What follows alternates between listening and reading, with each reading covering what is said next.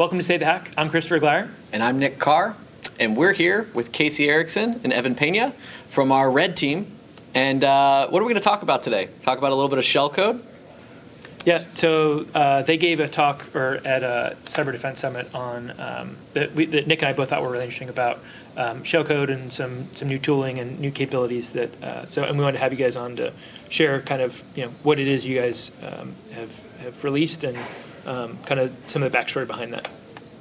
Yeah, I appreciate you guys having us on today. Perfect. Yeah, so, before we get started, I think for a lot of people, I know for me, I think of Shellcode, and I think of people talking about like low-level assembly, and I was a computer engineer, and I've totally forgotten a lot of it. I'm really bad with assembly. So, let's make this a little bit more approachable up front. Can you guys give us just some background on what Shellcode is for people if they're just getting started, and what process injection is before we get into what you guys have developed and released? Does that work?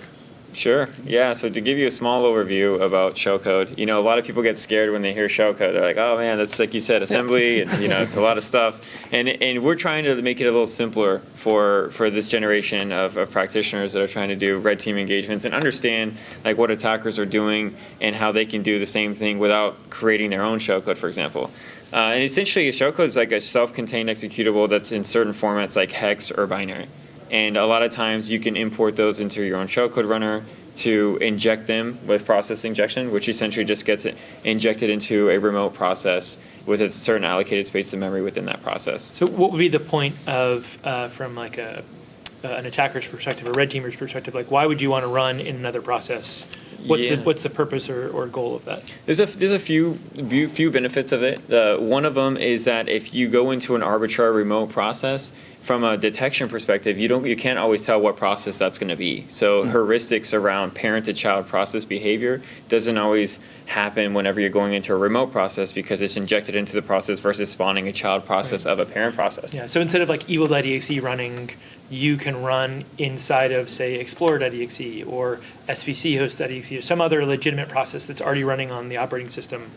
I'd definitely like to get into like the different methods that we load it and everything like that. I know you guys released some there. Can you just give a feel for like, is this a direction you guys are going? Obviously, Shellcode's not anything particularly new, but as a trend, are you guys using this a lot more? Is it more common on engagements?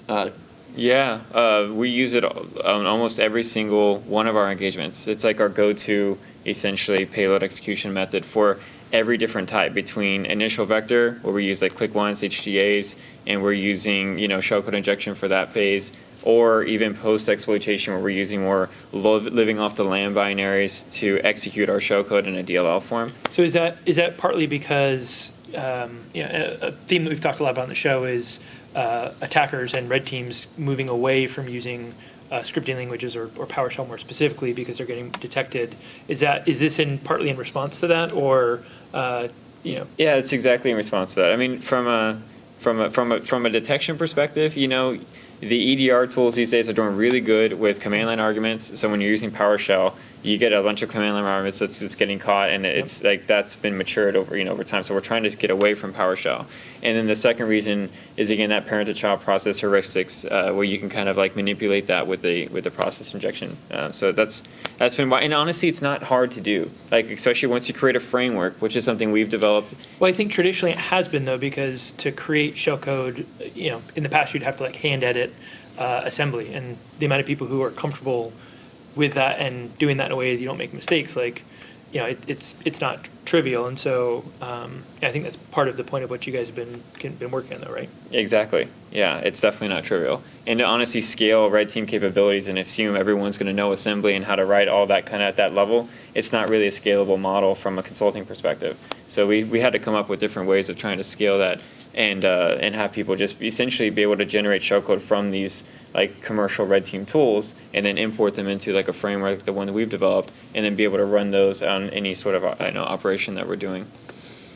So do you guys, when you're picking processes to inject into, like, do you pick an arbitrary one? Do you pick one that's like long running that has been there? I know, Explorer.exe and SVCOs have been two of the more common ones in the past years that the attackers have liked to, because they're guaranteed to be on every system and always be running for the life of the OS in terms of until it reboots. Yeah, so we've actually, as a red team practice, we've done a decent bit of research around looking for kind of what's normal and baselining in that Windows environment. So we have different processes that we like to inject into depending on what it's being used for. So it's going to be a different process for something that just spawns really quick and finishes, so like a job, for example. Yep. Whereas the process that the beacon is going to actually reside in is going to be different, because that's a process that's going to sit on the system. It's going to be long running. So it kind of varies based on the situation, and we try to play it as close to what the normal baseline is. And we've kind of done some research around that to improve some of our knowledge there. So we talked a little bit with Dave Kennedy about some of that too, like using the defensive side to inform the offensive side, like what looks normal, how to blend in. I know some of the information about like the processes that you load into is also driven from the defensive data, right? Some of our pulling back from the intelligence graph. Can you speak to some of that, just on like what you guys have done there? With the Dll Side Loading. And pulling what a bunch of targeted attackers have been so that was super awesome use case about, how we were able to leverage FireEye intelligence. So we see attackers using, Dll Side Loading, which is essentially where an executable is loading a DLL, usually in the present working directory, automatically whenever it's executed. And so sometimes, these executables are signed executables from third parties, any sort of third-party application that gets installed on the system, and then it runs the DLL, within that same directory. Now, the cool thing that I was like, hey, Intel, can you give me a list of all the signed executables that are standalone that you've seen attackers use in your incident response engagements, the exact DLL that it was calling, the name of the DLL, and the import, and the import. And so they gave me a list of like 250 different signed executables. Good for everyone, right? Exactly. Then you guys are more closely emulating it. It skips a couple steps on your end. That's great. So to weaponize that, we had to look at all the DLLs and see which ones had a common import, like the same name, for example. We got a list of like 50 of those, and we could use that same DLL across the 50 signed executables without having to modify the import for each one. So now we can do Dll Side Loading at scale of that's probably like 10 years of research and development that we got it within a few days because of the intel, which is super awesome. And the key here is that your persistence mechanism, like you might create, or what we've seen attackers do is when they do Dll Side Loading, and Sogu, the malware family, is super commonly loaded this way, is they'll create a service, and that service then loads the signed executable. So you'll create a service called Google Update, and then you'll have it launch the signed goop update.exe, and then in that same directory, and you can put it in an arbitrary place on disk, you'll have your DLL, which you guys can talk about how you do that and what the next steps are, but where it then, the service launches and starts, it loads that DLL through side loading. And so if you run something like sysinternals auto runs or the persistence audit in our endpoint tools, it's not necessarily going to pull back the DLL information, just the executable. So super powerful technique to kind of blend in or evade detection. All right, so I didn't mean to detract from what Casey was driving to as well. So so you do it at a high level. Do you guys find yourselves, or if you're having issues when you get onto a particular host, are you doing any analysis there for how to blend in? Are you profiling the host to see which process to load into, or you don't really need to as much? Absolutely. So anytime you land on a system, on a red team or an internal or whatever the engagement might be, the first thing you want to do is kind of see what's on the system. So you do your recon, you run your process listing, just kind of get the feel for exactly that, what's normal, what's not normal. So you can take advantage of some of those like EDR processes, for example, and actually kind of use those as a way to kind of blend in. So that's another thing that we like to do is actually target some of those EDR directories and executables if we can. Now, are you guys finding that from I've always, I guess depending on which product somebody's using, it probably varies, but are you guys finding that those recon commands themselves, like if you launch a process, if you do who am I, or a built-in command, is that more likely to get caught, and are you having to do other things to kind of step up your game that may get you the same information, but without running, Q user or who am I or some other thing like that? Yeah, so I think you've seen the trend just in offensive methodology has gone from something like PowerShell to more kind of the C# side of things. So to get away from some of those things like net user or some of the PowerShell logging, it's with the execute assembly especially, it's become much easier to just launch .NET executable straight through whatever your C2 framework is. So you've kind of seen that shift to the C# side of things, which is part of the reason why we wrote our tool in C# was to kind of take advantage of some of those types of issues. So that way you don't have to run QUser or something else. You're basically using the shellcode frame you're talking about, and then getting the same process listing or other information through dynamically loaded shellcode, right? Yeah, correct. So can you walk us through, I guess, anything you want to walk us through on the actual tool release, what you guys have put out or how people use it or anything like that? Yeah, absolutely. So there's a couple pieces to it. We talked a lot about the process injection. We talked a lot about the imports, and so those are kind of the two core pieces of it. And so essentially, what you're looking for is an executable that has an import. So for our tool in particular, we've chosen 3 imports that we've tied to specific executables. So there's some information in that tool already for people who just kind of want to jump in and kind of go through it. If you want to do something a little bit more in depth, there's all sorts of ways you can kind of modify it to fit whatever your what environment would be. And so typically what we've allowed to do in the tool is we've actually provided the code for all 3 injection options as well. So whether it's create thread, whether it's create remote thread, or QUser APC, it's just a matter of flipping one variable and you're using a different injection. So I don't mean to put you on the spot, but what are the benefits of each of those, or what do those look like for between the different injection methods? Yeah, those the 3 injection types. Yeah, you want to take that? Just to kind of clarify, they're not entirely 3 different injections. There's 2 injection types, 1 execution type. Okay. So like create thread is going to create spawn that child process within a parent process that executes that DLL. And then you have create remote thread, which is going to inject into a remote process. One of the benefits and disadvantages, benefits from the detection side, is there's native Windows APIs that you can use to hook into that create remote thread process, and AVs use that all the time to catch on that sort of activity. And then there's the last one, which is our favorite one, QUser APC injection, which is really awesome as well. And I'll let you talk to the whole behind the scenes on how that's working if you want to. Yeah, so essentially what it's doing kind of behind the scenes, I'll talk kind of specifically to the QUser APC scenario. So we've done a couple different things to help with EDR evasion as well. So the first thing that will happen is the process will start. So you start whatever your process you're going to inject into is, whether it's Explorer or whatever it may be. And then from there, we allocate a section of memory inside of that process. And we allocate the memory. We actually don't give it full read, write, execute permissions. What we do is we actually first just give it with write and read. And so then at that point, we write our shellcode into that process space, into that memory that we've allocated. And then from there, we'll go and we'll actually modify the protections on that same memory space, and we'll change it so that it'll actually be execute and read. And so what this does is a lot of the EDR tools will... They're looking for read, write, execute. Exactly. So we've kind of broken up that. You've broken up the process so that it's never read, write, execute at the same time. It's least privilege applied to right? Yeah. And so then from there, essentially, all it's doing is we're queuing up an APC call. So we're just passing the pointer to our memory space. And the APC call, then we essentially resume the thread on the process that we've started.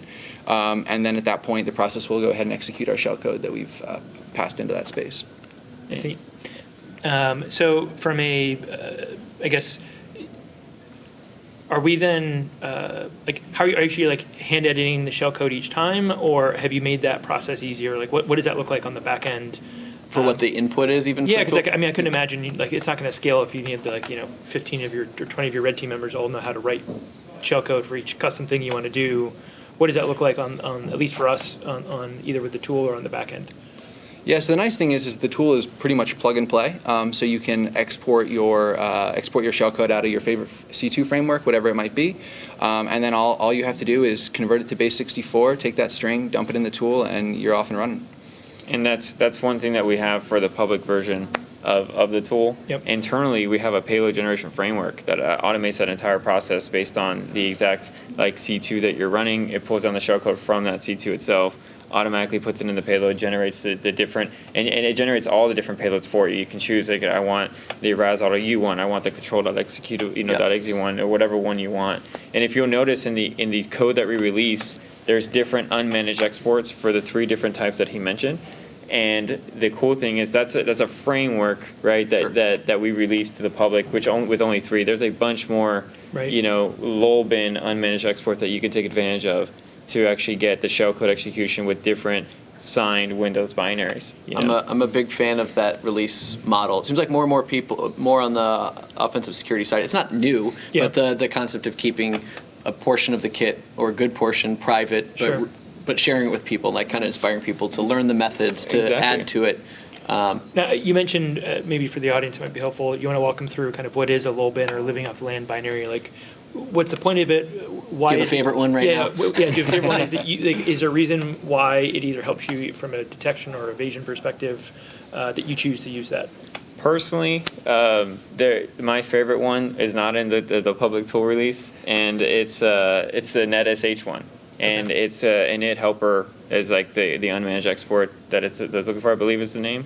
And then the cool thing about that one is what you can do is you just essentially run NetSH and point it to the DLL that you're looking for, or the one that it's looking for. And then if it has the unmanaged export that the import of that NetSH is looking for, then it'll run whatever code is within that export block, essentially.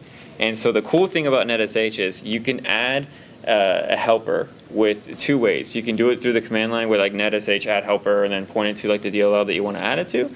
Or you can do it through the registry. There's like a registry key that you can simply add. Oh, that's neat. Exactly. So the thing about the registry is it's difficult to, in real time, detect on registry stuff. Well, and then the other thing is like if an EDR product is then looking for, say, a certain process spawning with a certain argument, well, Yep. if that argument's not there, now you need to put together Exactly. there's a process, and you know that it has to then load. That's brutal, man. Yeah. NetSH is pretty noisy too. Yeah. If defenders look at those streaming events, it's always like, I feel like every time someone first looks at a system when you're new to it, when you get all that endpoint telemetry, people are like, "What's going on there?" Like all these sketchy Yeah. firewall rules being changed. You're like, this. It happens all the time. I mean, It's so you'd normal. be surprised the amount of agent programs that just Oh, yeah. constantly run NetSH to make sure that they can get out of the Yep. Windows firewall and make their outbound connection. So they may run it every 5 minutes or every 60 minutes or something, just like proactively, even though the Windows firewall wasn't changed. They'll be like, oh, Yep. I'm going to allow myself out. And then, do you have a favorite technique that you're using to load right now, or one that you want to talk about? I've been a fan of the control.exe, actually. It's nice because if you have GUI access as well, you can actually just change the extension on the DLL. Is that with like the CPL file Yep, that you load? Okay. exactly. So, if you're in an environment where you have RDP access or something, and for whatever reason you don't want to do something on the command line, you Yeah. drop it, double click, and you're off and running. But it also supports the command line side of it as well. So I it's, love it as a forensicator when you use raw desktop. Please, 'cause Definitely the amount of forensic artifacts that creates for me personally is very high. So, But it makes sense if you have it that Yeah. you immediately want to drop out of that session and connect in and screw Glyer's favorite artifacts over. yeah, I remember doing like forensic investigations, and you'd bring like, here's every directory. Like ABT3 used to really love interactive access. So, and this is like eight years ago now, but going to a victim and be able to say like, here's every directory the attacker viewed, here's every file they opened, like, and here's a history of everything they did across all these different systems, and you're like, wow, that tells like the whole story of like all the recon they did and everything else. So there's quite a bit from it, whether it's shell bags or other things that you can use forensically to reconstruct the things that you may have done while in that session. Awesome. Anything else you guys want to cover, or we can try to send people to the blog and learn more, download the tool? What are you looking for? Are you looking for how people are using it? You want pull requests? I know we have our own Pull private requests version. would be great. Yeah.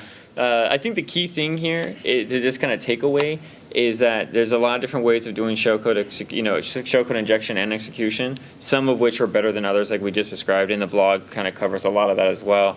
And then if you notice, though, that's your code, right? That's going to get injected into memory. But what is injecting that into memory is that execution type, whether it be control.execute, .exe or NetSH. There's a ton of lull bins, like we mentioned, that allow that to happen without much detection either. And that's just going to keep increasing, or that DLL side loading. Sure. So there's so many different ways of getting your code executed. I think it's almost assumed that you can get that piece done without getting caught. So what happens after that's really important. Yep. And I think attackers need to understand that, and so do defenders. So I think that's a key thing to take away from this conversation and some of our blog is really, I think, focus on some of that post-exploitation, post-payload execution, and what's happening after that. I love you guys like the interplay between the red team and blue team. I know we launched or rebranded sort of our purple team assessments lately, but like those are we've talked about them. Sure. Like those tend to be what people like as the I recommend them for people that aren't currently dealing with the situation to like proactively sit with both the red and blue side, get everyone together, and walk through it and actually explore shellcode loading and see what it looks like, and have conversations like this, but with the SOC and everything. Absolutely. Yeah. Absolutely. Sweet. Well, thanks for joining us, and we'll catch you next time. See ya. Thank you.